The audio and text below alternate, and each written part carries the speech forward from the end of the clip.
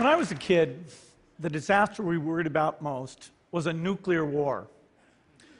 That's why we had a barrel like this down in our basement filled with cans of food and water.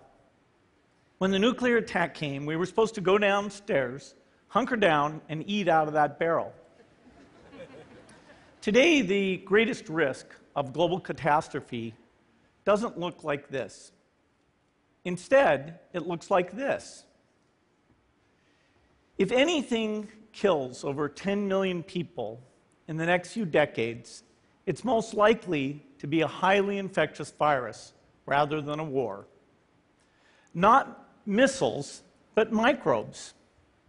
Now, part of the reason for this is that we have invested a huge amount in nuclear deterrence, but we've actually invested very little in a system to stop an epidemic. We're not ready for the next epidemic. Let's look at Ebola. I'm sure all of you read about it in the newspaper. Lots of tough challenges. I followed it carefully through the case analysis tools we use to track polio eradication. And as you look at what went on, the problem wasn't that there was a system that didn't work well enough. The problem was that we didn't have a system at all. In fact, there are some pretty obvious key missing pieces. We didn't have a group of epidemiologists ready to go who would have gone, seen what the disease was, see how far it had spread. The case reports came in on paper. It was very delayed before they were put online, and they were extremely inaccurate. We didn't have a medical team ready to go. We didn't have a way of preparing people. Now, Médecins Sans Frontières did a great job orchestrating volunteers, but even so, we were far slower than we should have been getting the thousands of workers into these countries.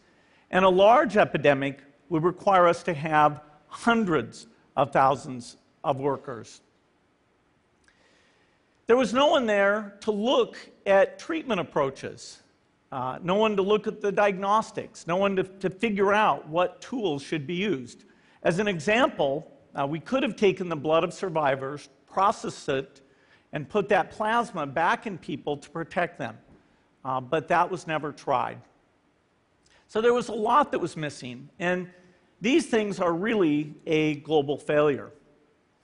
The WHO is funded to monitor epidemics, but not to do these things I talked about.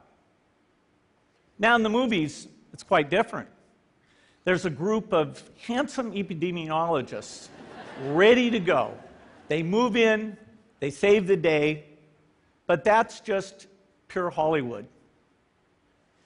The failure to prepare could allow the next epidemic to be dramatically more devastating than Ebola. Let's look at the progression of Ebola over this year. About 10,000 people died, and nearly all were in the 3 West African countries. There's 3 reasons why it didn't spread more. The first is there was a lot of heroic work by the health workers. They found the people and they prevented more infections. The second is the nature of the virus.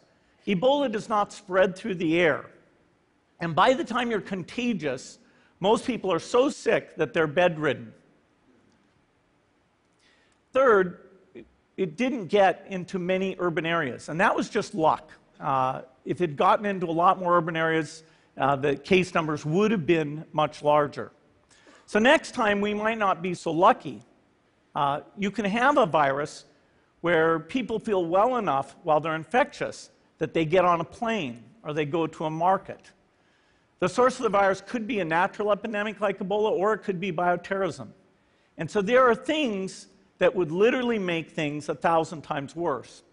In fact, let's look at a model of a virus spread through the air like the Spanish flu back in 1918. So here's what would happen. It would spread throughout the world very, very quickly.